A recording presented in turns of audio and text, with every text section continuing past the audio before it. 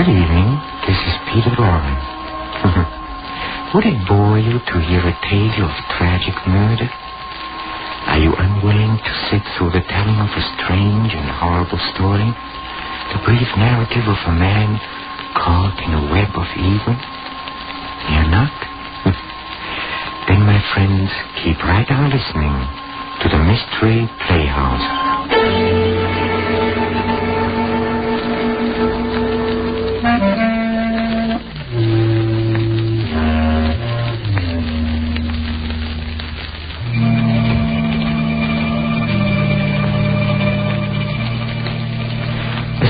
Humor, I've heard it said many times, is of real benefit to him who possesses one. This particular sense has come to be so generally admired that it has attained the stature of a first-class virtue. Well, the fellow whom you're about to meet, while hardly falling into the virtuous category, he does have a sense of humor. Things like murder or hate and madness, or someone telling him his mother just died, practically rose him in the aisles. He loves a good, ghoulish joke. Oh, and he loves to tell them, too. He's about to start one now. So follow me, please, to the inner sanctum and your host, Raymond.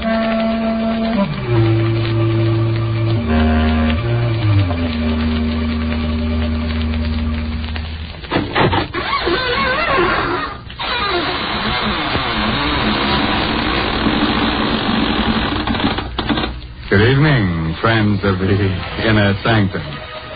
Now come in, won't you? This is your host, Raymond, again, disturbing the peace. Say, have you ever had the screaming meanies? Did you ever get an attack of the yelling and wailing jitters? You walk in your sleep? You ever wake in the middle of the night shrieking at the top of your lungs? Oh, you do?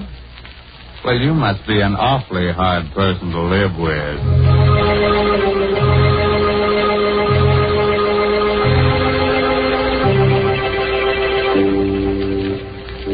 Well, friends, it's time for our story to begin. From this point on, forget everything pleasant. Get a finger ready to chew on, turn the lights down low, and listen to Peter Lorre tell you the blood-curdling tale, Death is a Joker.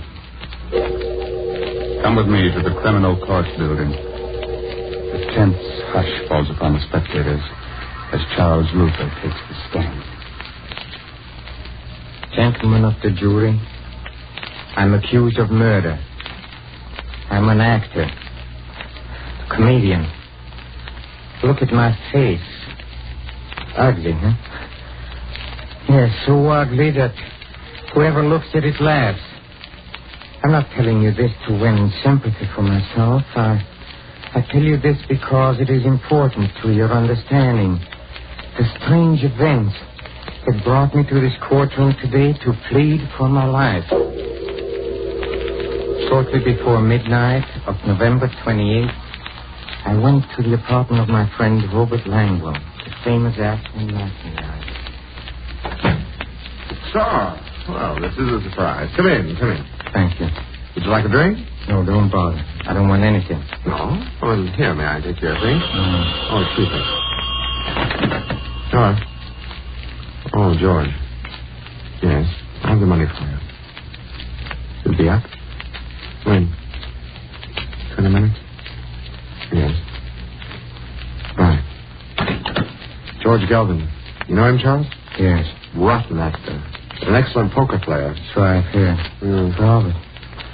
Robert, before leaving the theater tonight, someone told me that you and Julie Winthrop are going to be married. Is it true? Yes, we'll be married in 2 weeks, right after my wife gets a decree in Reno. You must not marry Julie.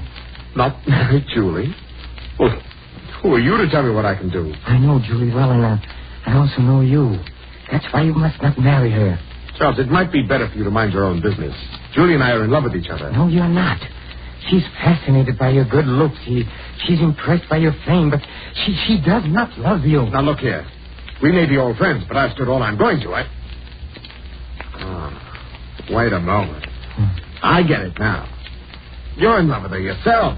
I? I in love with Julie? No, we are just friends. Friend? You're madly in love with her. That's why you came here tonight, isn't it? No. Friend. Stop, you're laughing. You in love with a girl like Julie. Why should my love make you laugh? Oh, so you admit it, huh? All right, I do. Why is it so funny? Do you think she'd have you? You, a clown, ugly, clumsy. You in love with Julie? And why not? Why not? You!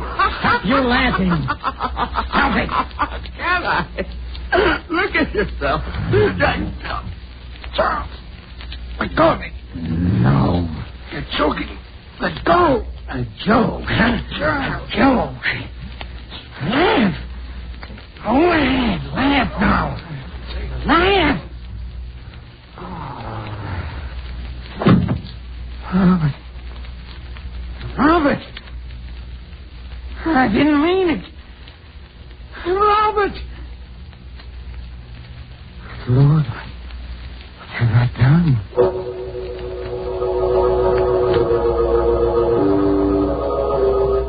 I rushed out of his apartment, trembling. I turned my coat collar up to hide my face. The streets were crowded with people coming from the late movies and restaurants. I tried to make myself act natural, but it was impossible. Everyone I saw, every pair of eyes that looked at me, seemed to accuse me of my crime. I stopped, waited for the light to change. Paper, mister. Morning paper. Read about the Reynolds execution. Yeah, let me have one. There you are. I didn't know Reynolds was to be executed tonight. Yeah. They burned him. Well, he deserves it. Murdering his friend like he did. Oh, wait a minute, mister. You forgot your change. Oh, never mind.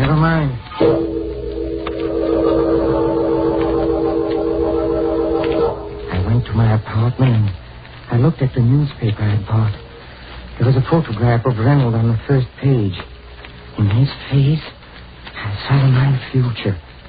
The shattered hopes, the torture of the trial, the horrible, nerve-wracking experience of waiting for death. I flung the paper away. I went to the window. I opened it. I looked down 17 stories to the ground. How tiny people look. The automobile lights moved like so many fireflies. I climbed out on the edge. I braced my arms. Took a deep breath. One last look. I closed my eyes and doorbell rang. I hesitated a moment. I decided to answer it. I closed the window, went to the door. Hello, Charles. Julie. Why did you rush away from the theater tonight? I was anxious to talk to you. Talk to me about what? I need your advice, Charles. What's wrong? Well, it's Robert. What happened? Well, nothing happened. It's just that I'm not sure I love him. I'm not sure. Yes, when I'm with him, everything seems all right. He's handsome and charming, but when I'm alone, I begin to wonder, to doubt. Why? Can't you guess why? Yes. You love someone else? Yes. Oh, who is it? You. Me? Yes, that's what I came here to tell you. That's why I don't want to marry him. Yes, I would have told you before, but I was so afraid of making a fool of myself. You didn't seem to care. I didn't care. Julie, this is crazy. I loved you from the moment I saw you. You love me? Yes. But, darling, why didn't you tell me? I tell you. How could I? You're so young, so beautiful. And look at me. Ugly, clumsy. How could I speak to you? Oh, that word. How you look means nothing to me. Nothing? Of course not, darling. How lucky we are we found out in time. In time? In time? Oh, merciful heavens. What a joke. What a joke. Charles, what's wrong? What a Tears joke. streaming down your face. Charles, you're hysterical. Now stop it. Stop it. Stop it. Julia. Something you must know. Yes, sir. Tonight I committed a murder. Murder? What are you talking about? I killed Robert. Killed Rob. Out of your mind. You don't know what you're saying. It is true. I went to his apartment and we quarreled and I killed him. Oh, no. You told me a moment ago that you loved me. You still love me? Yes, Charles. And tell me what to do, Julie. Help me. I can't think. I don't know where to turn, but what can I do, Julie? What can I do?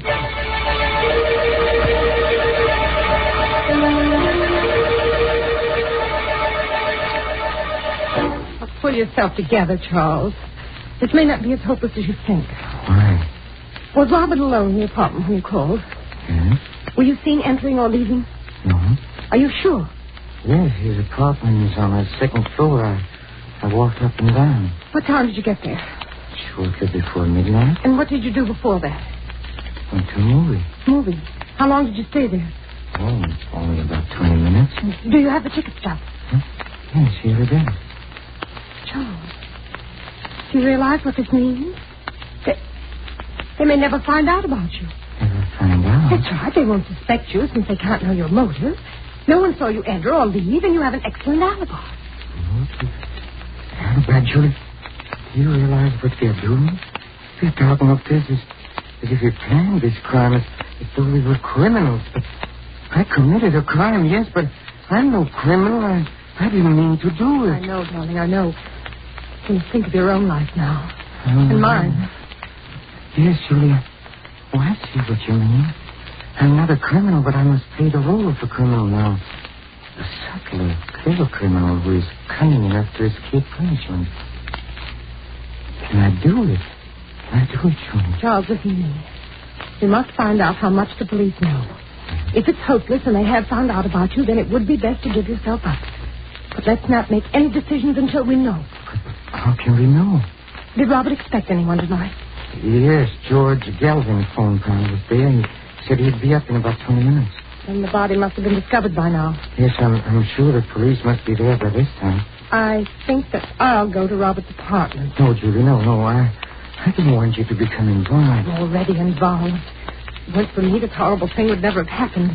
The least I can do is to help you now. But, Julie... Promise me you will not leave this apartment, Charles. All right. I won't be long. Julie. Yes.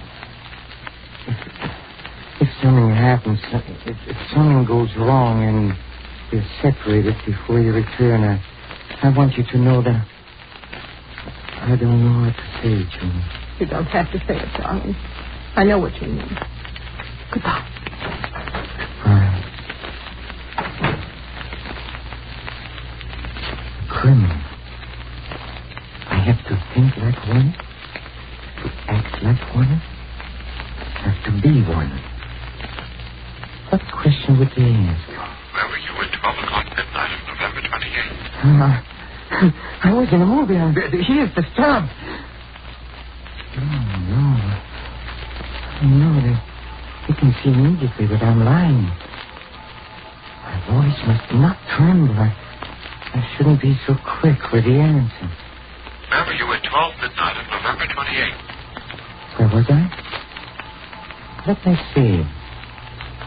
Well, I left the theater and I went to a movie. It was a very amusing picture. Very amusing. Can you prove what you say? Proof? Well, I don't know. It'd be difficult. Well, now you have the ticket stuck somewhere. Yes, here. Let me show it to you. Here it is. Did you ever quarrel with Robert Langwell? Wow, we were friends. We played in many shows together. We were on the best of terms. That's all, Mr. Luther. You may leave now. Yes, I can plead. It is possible. I can escape punishment. Police? Can it be the police? Maybe it is Julie. Good evening, Charles. George Gallup. I know it's rather late for an unexpected visit. Yes, it is. But this is important, Charles. A matter of life and death, you might say. What do you mean? Have you a cigarette? Huh? Yes, here. Thanks. What's the matter, Charles? Your hand's trembling. It's nothing. You don't seem to be your usual self this evening. No quips, no jokes. What's wrong? I don't always feel like joking. Yes, Charles. It's strange about human nature, isn't it? Who would have ever dreamed that tonight, a few minutes before midnight, you entered Robert Langwell's apartment, quarreled with him over Julie, and choked him to death? What are you talking about? You're an excellent actor, Charles. But you're wasting your talents on me. Save them for the footlights. Or the police. Police? Will you please tell me what all this is about? Still acting, huh? Now look, Charles. You killed Robert shortly before midnight tonight. You are mistaken. I was in a movie at that time. So that's your alibi. Very clever. No, Charles. Either we discuss terms now, or I go to the police. Wait. How did you find out? That is my secret. What do you want? Money. All you have on hand. All you can dig up. All right. Come with me. I have some money in the bedroom. All right. Just a moment. What is this? Yes. Why? I'm taking no chances. Let's go. All right. Well, where's the money? Charles, stand back or I'll fire. Stand back. No. Let go of my hand. Let go. I'll twist it. I'll twist it till the gun points to your head. Charles, let go of my hand. You don't know what you're doing. Come on. Fire. The gun will enter your brain. Fire. Charles. Fire. Charles, don't. I'll make you fire. I'll squeeze your finger. Charles, let go. This is all a joke. I'll make you. Stop it.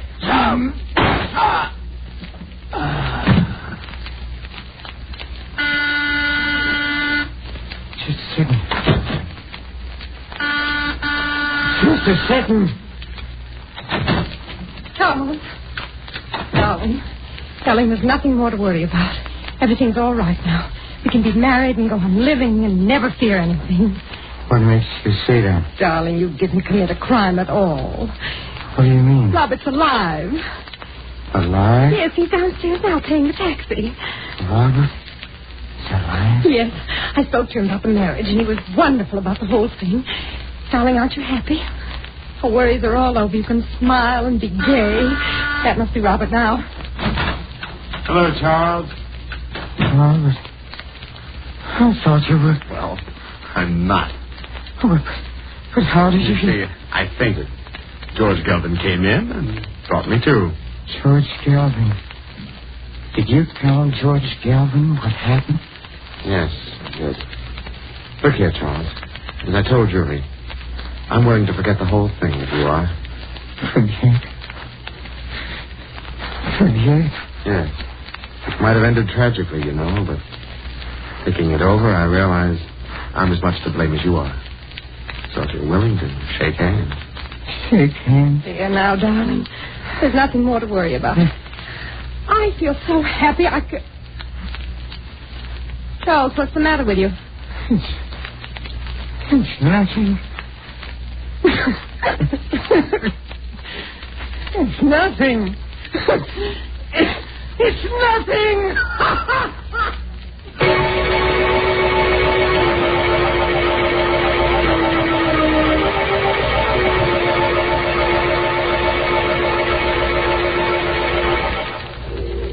Gentlemen of the jury, I became a criminal all because I thought I had committed a crime and I had to think like a criminal. My motives were those of all men. I wanted happiness and only marriage to the woman I loved. What would you have done in my place?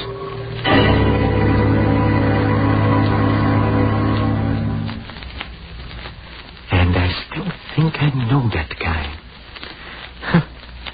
I wish I could place him. Well, it must be wonderful to have a sense of humor, but I don't think Charlie feels much like laughing. Do you?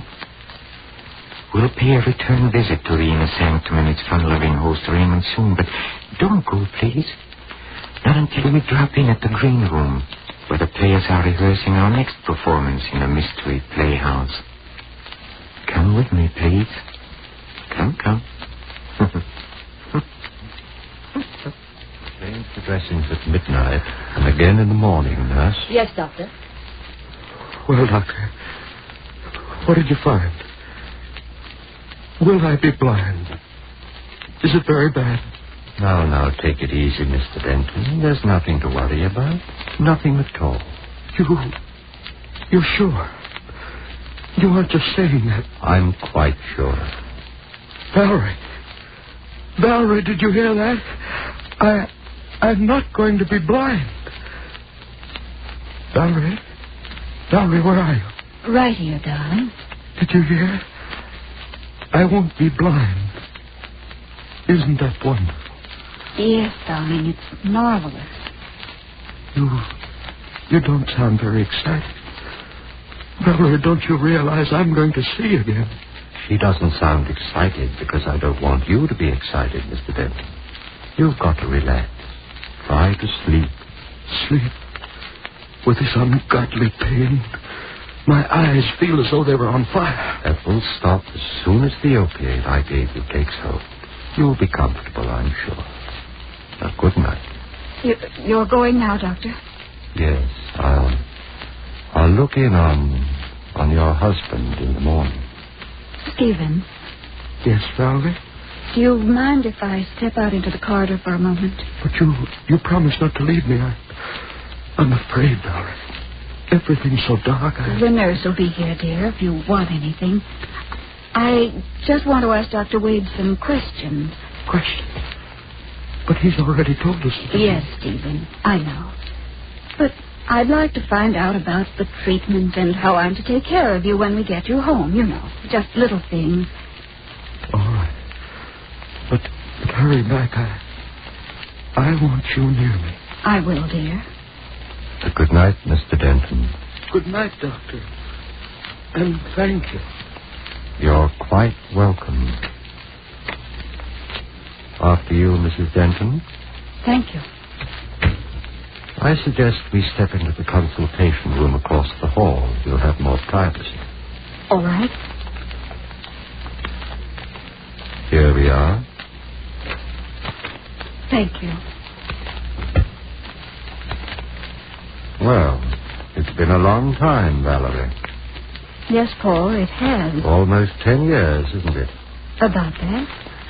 Strange that you should have called me, of all people, to treat your husband's eyes. Oh, I was panicky, Paul. I didn't know what to do. It all happened so suddenly. Stephen was working in his laboratory at the house when suddenly I heard a violent explosion. I ran in and found him clutching his eyes and screaming, "I'm blind." First thing I thought of was an ambulance. Then you... Why didn't you think of me 10 years ago? It's not fair, Paul. Is it fair to turn your back on me and then to marry a man almost twice your age? Paul, please, why bring up ancient history? It isn't ancient history to me. I've never forgotten you. Paul, about Stephen's eyes. What about them? I have a feeling that you weren't telling him the truth. You're right. Oh, you mean he's not going to regain his sight? He's going to be blind? Oh, Paul. You don't expect me to be terribly concerned, do you, Valerie? After all, he did take you away from me. Don't be vindictive, Paul. It wasn't Stephen's fault. He didn't even know of your existence. And you never told him that we were on the point of being married. No, never. It's rather ironic that we should meet again at the bedside of my rival, your husband. A man who may forever walk in darkness. Don't say that, Paul. It's horrible. But unfortunately true. A moment ago, you told me not to be vindictive. I'm not, really. But if I were, I could have my fill of vengeance if I told him about us. And then told him that he'll be blind forever. You wouldn't, Paul. Or I might take another form of revenge. I could tell you that an operation is called for. A very delicate operation. Are you trying to say that there might be a chance? Yes. But supposing I refuse to perform the operation? Paul, you're joking. You can't mean that. Perhaps not. But you call me vindictive. Suppose I operate and my scalpel slips. What if he dies? That would be murder. You're not a murderer, Paul. You wouldn't risk your professional reputation. Why must you torment me this way? You really love him, don't you? Yes, I do. Then forget the things that I've been saying. I want you to think of me as a friend. I want you to trust me. I do trust you, Paul. Thank you. Now as to the possibility of surgery. Here is the situation. The transparent film over your husband's eyes, the corneas, were burned and torn by the explosion. They've been so damaged that blindness will result, even though the eyes heal. But you think an operation would cure that? Possibly, although it's a very delicate job. The injured cornea must be peeled away and replaced by a fresh, healthy one. Where can you get healthy corneas? From the eyes of the dead. Oh. This isn't quite as horrible as it sounds, Valerie. You know, dying people often will their eyes for just this purpose. We maintain what we call a corneal bank. It's much the same as a blood bank, only but this is different. Corneal tissue can't be stored more than 48 hours. It must be fresh, or it's no good. You have some available in the bank? No, that's the trouble. I'm afraid we haven't. But there's got to be some, Paul. I don't know where, Valerie. Unless... Unless what? I was just thinking. Last night, one of the interns asked me to look at a charity case that puzzled him. The patient is a Hindu or a Persian named Chandra. He lives in a dirty little shack near the waterfront. Yes, Paul. I stopped by and examined him. I found him in curable condition. There's no way to save him. He won't live more than a day or two. But his eyes are healthy. You mean you think he might... I don't know. You have to have his consent, of course. Take me to him, Paul. I'm sure I can make him understand. Oh, it may not be so easy, Valerie. He's a strange person. A mystic and a spiritual. Let me try. Just take me to him. All right. We can go there now.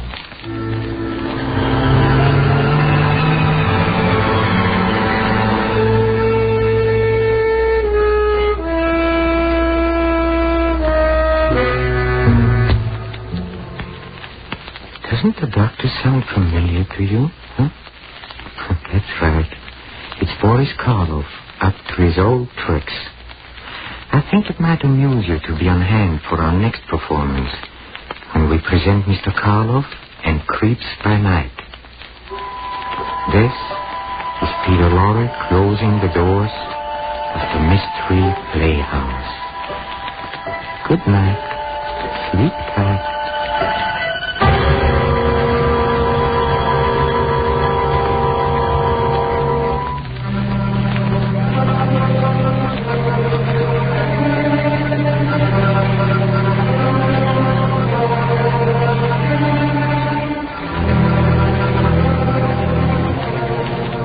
This is the Armed Forces Radio Service.